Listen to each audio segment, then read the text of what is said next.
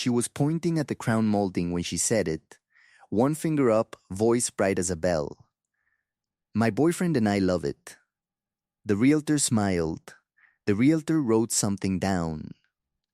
I stood 3 feet behind her, holding the little folder of comparable sales I had printed at 4 in the morning, and I felt the floor of that beautiful renovated Craftsman tilt a quarter-inch under my feet. Because I had never been anyone's boyfriend in the 2 years I had known Mara Delane, and until that sentence I had genuinely believed I was there as her friend. The realtor was named Bria. Bria had a lanyard and a clipboard, and the practiced warmth of a person who has watched 1,000 couples fall in love with kitchens. She looked at me and she said, "And you must be the boyfriend." And I opened my mouth, and Mara's hand slid into the crook of my elbow with the exact confidence of a woman who has done this before, and she squeezed once, hard, and I heard myself say, "That's me." I don't know why I said it. I have thought about that moment approximately 4,000 times since, and I still don't know. Maybe because her son Eli was there, 6 years old, sitting cross-legged on the bare hardwood in the living room, lining up 3 Hot Wheels in a perfectly straight row, and Eli looked up at that exact second and grinned at me like I had just done something enormous and correct. I let her walk me through the house. What else was I going to do? There was a breakfast nook with a window that faced east, and Mara stood in it with her arms crossed the way people do when they're picturing a life, and she said this is where he'd have his coffee, and Priya wrote that down too. And I understood in a slow, sick way that I was being introduced to a script I had not been given a chance to read. Here is what you need to know about Mara before I tell you the rest. She was 31. She had a laugh that made strangers turn around in restaurants. She worked reception at a dental office in Brentwood, and she was, according to her, 3 months away from finishing an online paralegal certificate that she had been 3 months away from finishing for as long as I had known her. Her son Eli had my old library card in his backpack because I had loaned it to him when he wanted to check out a book about sharks, and Mara had, quote, forgotten her wallet. I had not asked for the card back. I had let Eli keep it. That is the kind of thing I did for Mara Delane without noticing I was doing it. For 2 years. The way a man doesn't notice his roof is leaking until the ceiling comes down. We had met at a farmer's market. She had been trying to pay for a pint of strawberries with a card that kept declining, and I had been the guy behind her in line who covered it because Eli was watching. She had cried a little. Not much, just enough. She had asked for my number so she could pay me back. She had never paid me back. Instead, she had texted me 2 nights later at 11:14 p.m., saying Eli couldn't sleep and would I mind, just this one time, coming over to read him a chapter of the Shark book, because his father had walked out when Eli was 2, and there were no men in his life, and it would mean the world. I remember standing in my apartment, holding my phone, and thinking, this is either the beginning of something beautiful or something I am going to regret. I got in my car. I drove over. I read him the chapter about hammerheads. There were things all through those 2 years that I had noticed and then unnoticed. I want to say them out loud now because they add up. She never invited anyone to her apartment. Not once. Not a friend, not a coworker, not a sister. When I asked, she said her sister was, quote, complicated. And the way she said complicated was the way people say cancer. She had a photograph of a man on her fridge for 3 months, and then one day it was gone, and when I asked, she said that was nobody, and turned on the sink. Eli, once when he was 5, had asked me if I remembered his old house, and I had said, what old house, buddy? And Mara had come around the corner very fast and said, baby, remember what we said about old houses? And Eli had looked at his shoes and stopped talking. There was a woman at the dental office named Denise who once, on a Tuesday, called Mara's phone while it was sitting on my kitchen counter, and I had picked up because I thought it might be about Eli, and Denise had said, "Wait, who is this?" And I had said, "This is Mara's friend Danny," and Denise had gone very quiet, and then she had said, "Oh, oh, honey." And then she had hung up. Mara said, when I told her, that Denise was a drunk and jealous, and did I really trust the woman who scheduled cleanings over her? And I had said no, of course not. And I had put the phone down and not thought about Denise again until Detective Ruiz asked me if I had ever spoken to anyone from Mara's workplace, at which point I understood that Denise had been trying on a Tuesday. In the 4 seconds she had to warn me. You do not see these things while they are happening. You see them in a small room with a photograph on the table. So when I say that on the morning of the open house I still believed I was her friend, I need you to understand what that word had come to mean. It meant I had picked Eli up from school 41 times. It meant I had a key to her apartment because her landlord had once double booked a maintenance visit and she needed someone home. It meant I had paid, without ever being asked, and without ever being thanked in a way I could point to, for her car registration in March, her phone bill in May, a birthday cake for Eli in July, and the deposit on the moving truck she had used to leave her last apartment when her last landlord, quote, got weird. It meant I had told my sister at Thanksgiving that Mara was, quote, complicated, and my sister had looked at me for a long second and said, "Danny, is she your girlfriend?" And I had said no, and my sister had said, "Does she know that?" And I had laughed, because of course she knew that. We had never kissed, we had never held hands, we had never once, in 23 months, had a conversation about what we were. And now she was in a $500,000 Craftsman in Los Feliz telling a realtor named Priya that her boyfriend and I love it. Priya took us into the kitchen. Priya pointed at the range. Mara made a small satisfied noise and said, "He cooks," which was true, and turned to me and said, "Don't you, babe," which was a word she had never used in my life. And I said, "I cook," in a voice that sounded like a hostage video. Eli laughed. Eli thought this was a game. Eli had one of the Hot Wheels in his fist now, and he was running it along the baseboard making engine noises. Priya said, "Are we looking at a joint application then, or is one of you the primary?" Mara said, "He's the primary." Priya wrote that down. My phone buzzed in my pocket. I didn't look at it. It buzzed again. I looked. It was a text from my sister that just said, "Are you okay? Weird feeling. Call me." And I remember thinking, my sister has the same instincts as a golden retriever near a rattlesnake. And I put the phone back in my pocket. It buzzed a third time. This one I opened because it was from a number I didn't have saved. It said, "In full, please don't sign anything. This is Denise from Mara's work. I got your number from her emergency contact card. If you're at the house, please leave now." I read it twice. I read it a third time. I looked up. Mara was watching me. She said, "Everything okay, babe?" And Priya was smiling that patient realtor smile, and Ellie was on the floor by the pantry lining up his Hot Wheels again, and I put the phone in my pocket and I said, "It's my sister. It's nothing." I said it's nothing. About a text that told me to leave. I said it's nothing because Mara was looking at me, and Mara's looking at me had, for 2 years, been the one currency I had refused to notice I was working for. I want to be very clear about something. In the fraction of a second between the words "he's" and the primary, I could have said no. I could have laughed and said, "We're not actually together. I don't know why she's saying that.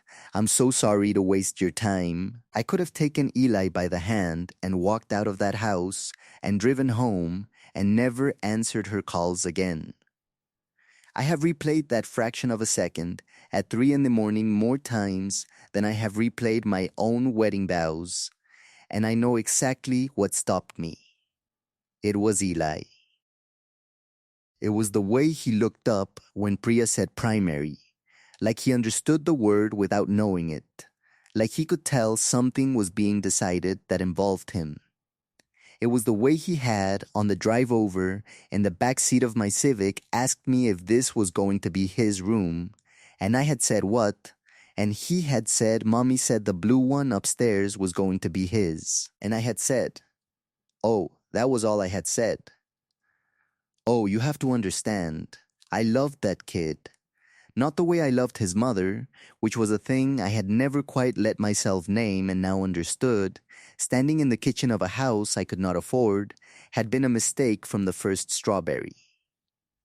I loved Eli the way you love a small stubborn person who has decided, for reasons known only to him, that you are safe. And Ellie, 6 years old, sitting on his mother's hip at bedtime and pointing at a photo of me on her phone and telling her teacher I was his Uncle Danny, had decided that. So when she said he's the primary, I said, right, yeah, that's me. Priya smiled and clicked her pen and said, perfect. If you have a driver's license, I can start the pre-qual paperwork right now. We have a very interested party coming through at 3, so if you're serious, I would strongly encourage. Mara's hand tightened on my elbow. I said, I need some air. I walked out onto the front porch. The porch had a swing. The swing was painted a soft historical green. I sat on it, and I put my head in my hands, and I tried to breathe. My phone was in my hand. Denise had sent another one. It said, there is no paralegal certificate. There is no dental office insurance card in her name. Her real name is not Mara. Please look at your bank statements from March. Please. I stared at that word, please. It had a period after it, not an exclamation mark, which for some reason was the thing that made me understand Denise was not a jealous drunk. Jealous drunks do not use periods. I opened my banking app on the porch. My hand was not quite steady. I scrolled to March. There was a Zelle for $600 to a name I did not recognize sent from my phone on a Wednesday afternoon in March that I did not remember. I remembered now, let Mara borrow my phone for, quote, one call to Eli's school. She had walked into the other room.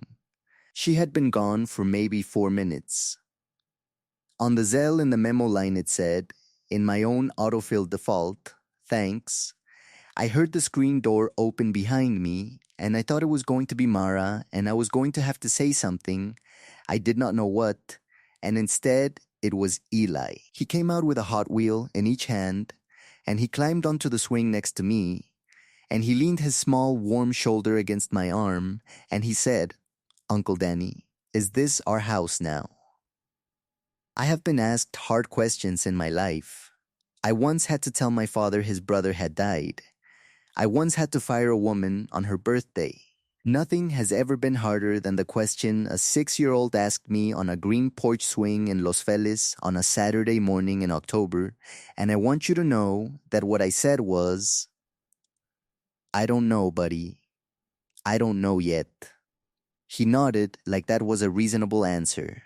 He said, I want it to be. Then Mara opened the screen door. She was holding my wallet. I had left my jacket on a hook in the entryway when we came in. I remember doing it because the entryway had those beautiful old brass hooks, and I had thought whoever renovated this house cared. My wallet had been in the inside pocket of the jacket. My driver's license had been in my wallet. Priya, inside, was standing at the kitchen island with a laptop open and a small, polite smile. And Mara was walking toward me, holding my wallet open with 2 fingers, my license visible through the plastic window, and she said, in a voice pitched exactly for Eli's ears, Babe, she just needs to see it for the paperwork. It'll take 1 second. I stood up from the swing. I said, Mara, can I talk to you for a second? Inside, without Eli. She smiled. It was a smile I had seen her use on her landlord, and on the woman at the DMV, and on the man at the mechanic who had told her the transmission was going to be $1,200 and she had gotten him down to $4. It was a smile that meant she had already decided how this conversation was going to go, and I was the last person in it to find out. She said, "Sure, honey," and she looked at Eli and she said, "Baby, go pick out which bedroom is going to be yours, okay? Go find your room." He ran inside. He was so happy. You have to understand how happy he was. I followed her into the dining room. The dining room was empty. The dining room had a chandelier that looked original to the house, one of those wrought iron things with real candles in it once, converted to bulbs. I closed the pocket doors behind us. I said, "What are you doing?" She said, "Danny." I said, "What are you doing?" She said, "Danny, please just listen. Please. I am not asking you to buy a house. I am asking you to sit at a table and sign a piece of paper that says we are pre-qualified so that they take us seriously and hold it for 48 hours. That is all. 48 hours. My mother is wiring me the down payment on Monday. I have told you about this. I have told you about my mother for months. She has been sitting on my grandfather's life insurance since I was 24, and she has finally agreed to give me my share. And it is coming Monday. And I need to hold this house until Monday. And my credit is not.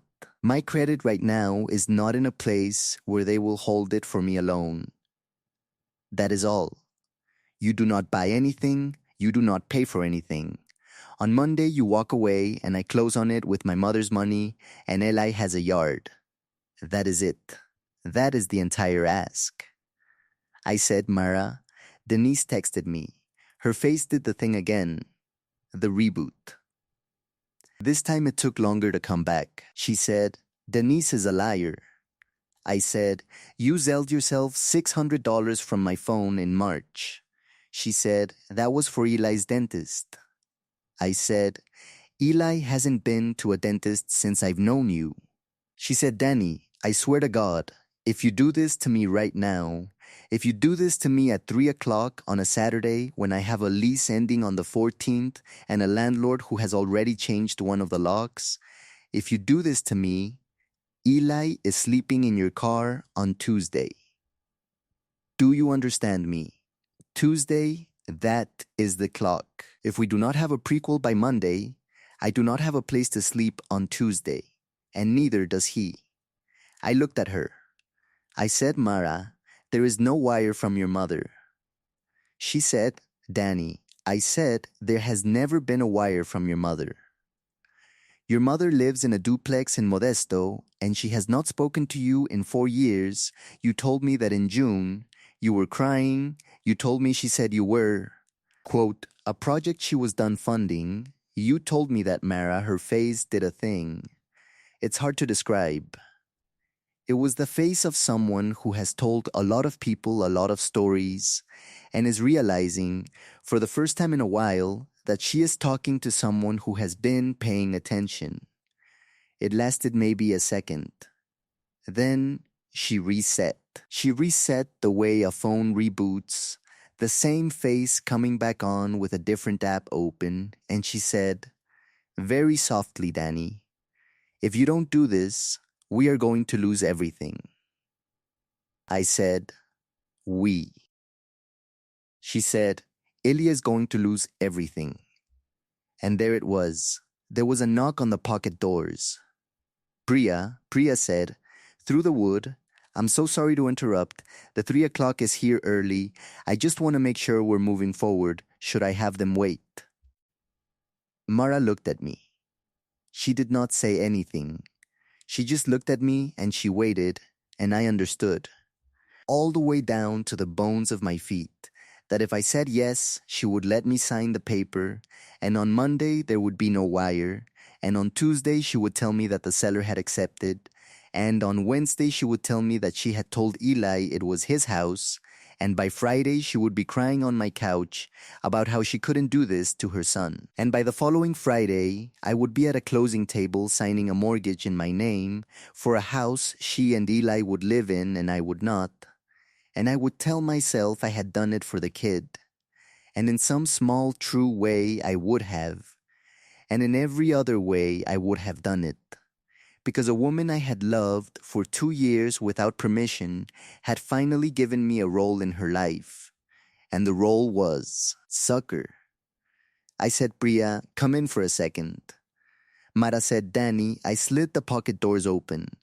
Priya was standing there with her clipboard and her professional smile, and behind her, through the open living room, I could see Ellie at the foot of the stairs, one hand on the banister, waiting to be told he could go up. I said, Priya, I am not Mara's boyfriend. I have never been Mara's boyfriend. I am a friend of hers, and I am here because she asked me to come look at the house with her, and I did not know until we walked in the door that she was going to introduce me as her partner. And I am not, I want to be very clear, I am not going to be signing anything today. Priya's face did not move for about a full second. Then she said, very carefully, I see. Mara said, Danny, stop. I said, I'm sorry. I'm so sorry. This is not the way any of this should have gone. Priya said, still very carefully, sir. Is there anything else I need to know? And I looked at Ellie, who could not hear us, who was still standing at the foot of the stairs with his hand on the banister waiting for permission, and I understood that the honest answer to Priya's question was yes. And I understood that if I gave it, Mara Delane's day was going to get much worse very quickly, and I understood that I did not owe her the kindness of pretending otherwise. And I also understood, in the same breath, that whatever I said next was going to be heard by a 6-year-old boy who had that morning asked me if this was his house.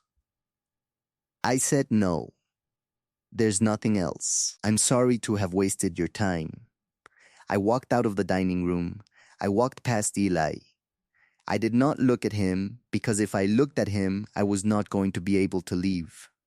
I got in my Civic. I drove home. My hands did not stop shaking until I was on the 5. That was Saturday. On Sunday, she sent me 41 text messages. The first one said, you just killed us. The second one said, I hope you can live with what you did to my son. The third one said, Priya just called me. Do you know what you started? The fourth said, you have until noon tomorrow to fix this, or I am telling Eli that Uncle Danny doesn't love him anymore. I stopped reading them after the fourth. I turned the phone face down on the counter and I made myself a grilled cheese and I ate it standing up over the sink because I could not sit down. The phone kept buzzing against the counter. It sounded, if you listened long enough, like a small trapped animal. At 3 a.m, I broke and I read them. The last one, the 41st, sent at 2:52 a.m. was one line. It said, I will find someone else and he will be nicer than you. I understood reading that it was not a threat aimed at me. It was a memo. She had already opened the next file. Somewhere in Los Angeles County, there was a man on a dating app who was about to buy a pint of strawberries for a woman with a laugh that made strangers turn around. I did not sleep. On Monday morning at 9:18 a.m., I got a call from a number I did not recognize. I let it go to voicemail. The voicemail was from a detective named Ruiz with the Los Angeles Police Department, and Detective Ruiz was calling because my name and driver's license number had been submitted at 4:47 p.m. On Saturday afternoon, as the primary applicant on a mortgage pre-qualification for a property in Los Feliz, and the realtor of record had, on further reflection after I left, called it in and could I please come down to the station and answer a few questions. I sat down on my kitchen floor. I called back. I told Detective Ruiz everything. I told him about the strawberries. I told him about the shark book. I told him about the 41 pickups and the car registration and the moving truck. I told him about the pocket doors and the wire from Modesto and the way Eli had asked if this was his room. Detective Ruiz listened for a long time. And when I was done, he said, in a voice that was not unkind, "Sir, I need to tell you something, and I need you to sit still while I tell you." I said, "Okay." He said, "The name Mara Delane, spelled that way, does not appear in any DMV or Social Security record in the state of California.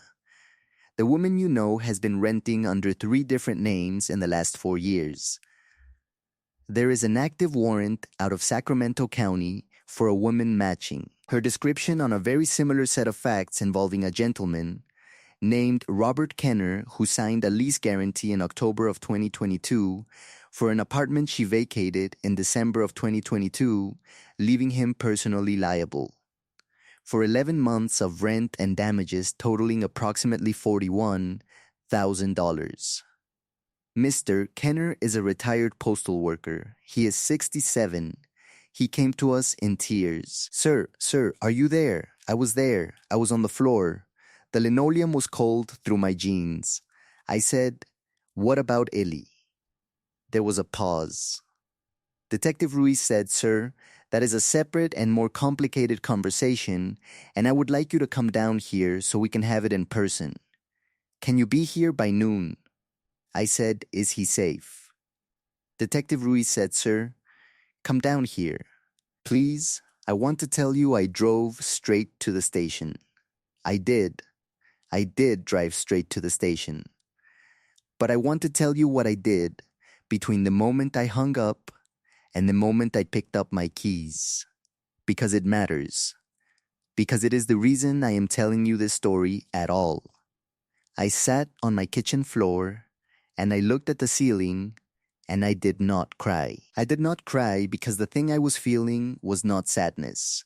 It was the specific hot shame of a man who has been shown in one weekend that everything he thought was kindness on his part was legibility on hers. She had not needed a friend. She had needed a driver's license, a credit score, and a face that would not at a realtor. I had provided all 3 for 2 years without her ever having to ask, because I had wanted so badly to be needed by a woman with a laugh that made strangers turn around that I had made myself into exactly the shape of the man she was hunting. At the station, Detective Ruiz sat me down in a small room and slid a photograph across the table. It was a school portrait. It was Eli. He was younger in the photo, maybe 4.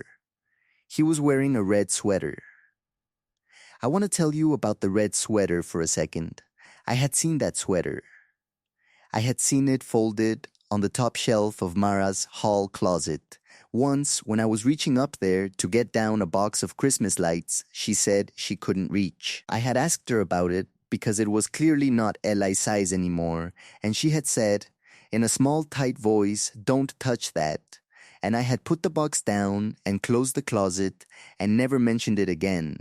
I had assumed it was sentimental.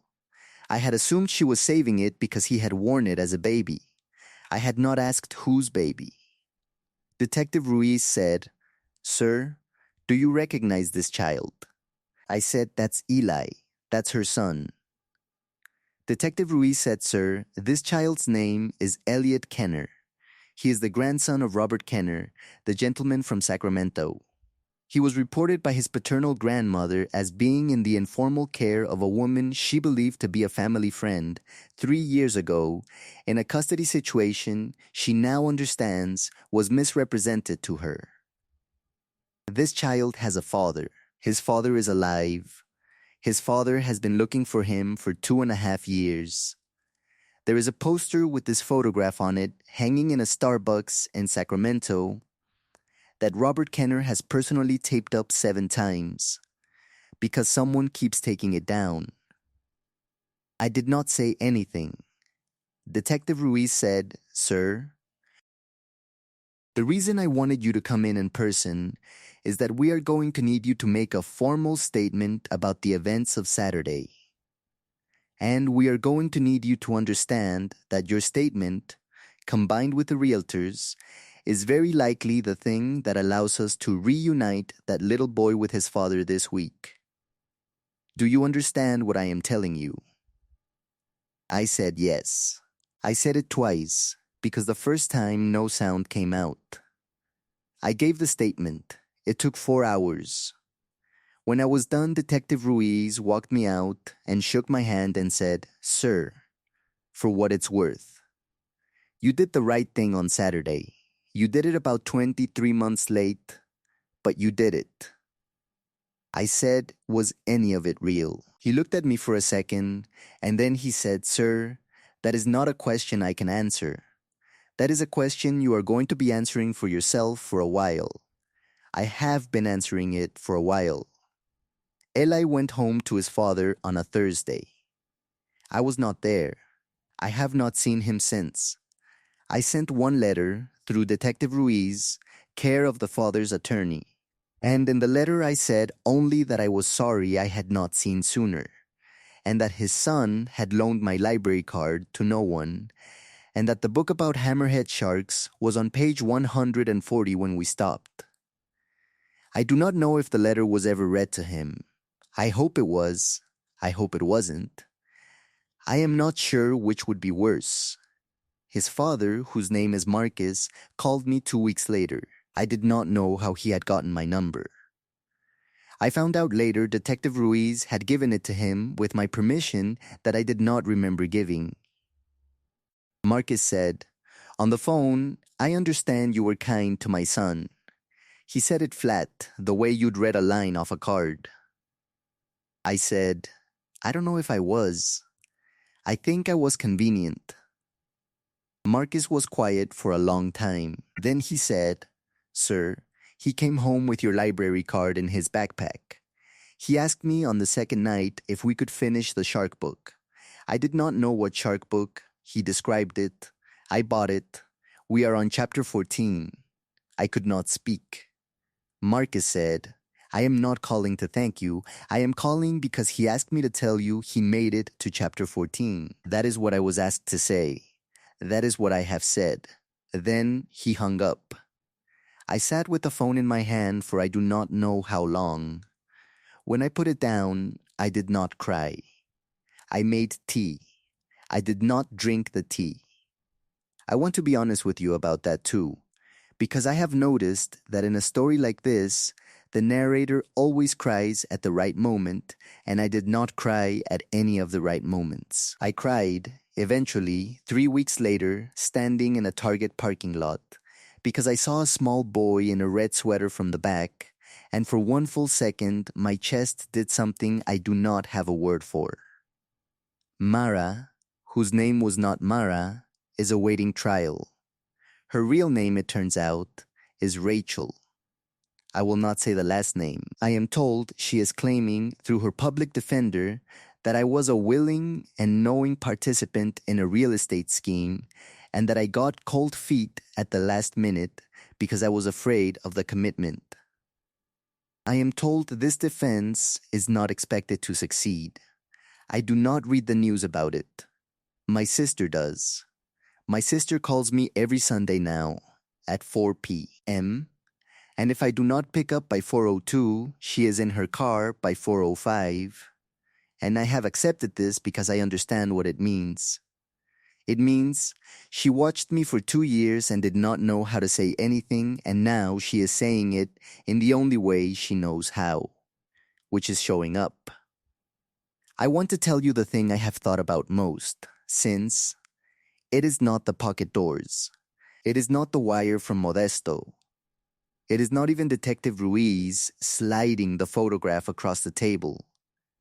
It is the moment on the porch swing when Eli leaned his shoulder against my arm and asked me if this was our house now, and I said, I don't know, buddy. I don't know yet.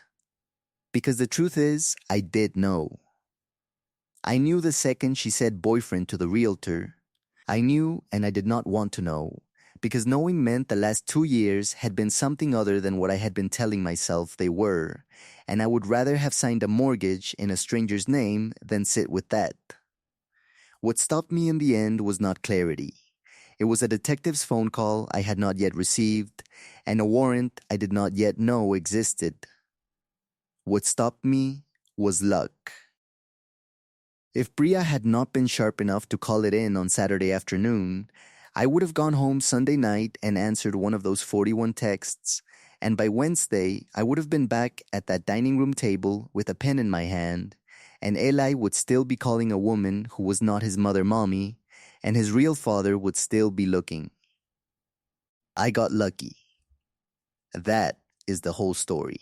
A woman I loved without permission almost ruined my life and stole a child's, and I was saved by a realtor who trusted her gut, and a detective who picked up the phone on a Monday morning, and every time I tell myself I did the right thing on Saturday, I have to also tell myself I did it by accident. On the second try, after 23 months of doing the wrong thing without noticing. Have you ever realized, way too late, that the person you thought you were quietly saving was quietly using you the entire time, and the only reason you finally saw it was that someone else, a stranger, saw it first and made you look? And here is the harder one, the one I want you to sit with before you scroll away. Was there someone in your life, once, whose small requests added up to something you would never have agreed to if they had asked for it all at once, and if you are honest with yourself, did some part of you know from the beginning and love them anyway, because being needed felt like being chosen? If you have ever been the person on that porch swing, or if you have ever been Eli, tell me in the comments. I read every one. And if this story reached you, subscribe. Because next week I am telling you about the wedding I almost officiated for a woman I had met exactly twice.